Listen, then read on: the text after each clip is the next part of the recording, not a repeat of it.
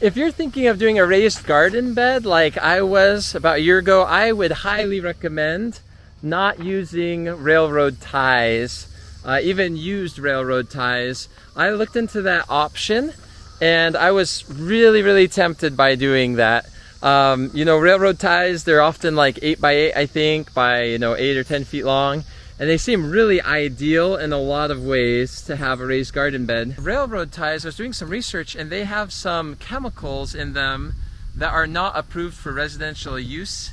And they leach into the soil over time, as it rains.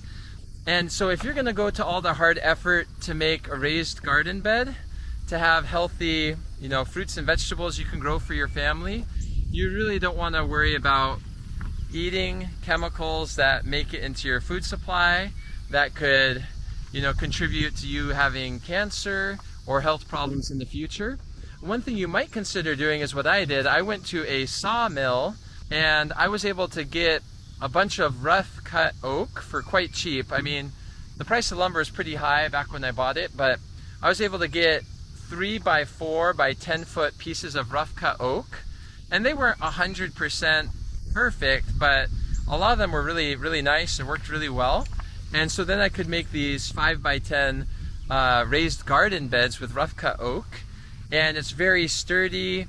I don't think the walls are going anywhere. I've screwed and nailed them together. They're thick enough that I can sit on them, that my kids can stand on top of them without them breaking or getting damaged. I saw some rough cut oak that was really big, kind of like the size of a railroad tie, like an 8x8 or a 10x10 or 12x12 even. And so you might consider asking how much it would cost to buy something that's like a railroad tie, but that's not impregnated with tons of chemicals and preservatives that ultimately might hurt you to consume through your vegetables in your garden bed. Anyways, I hope this video has been helpful. If it has, give it a thumbs up, subscribe, and we'll see you next time.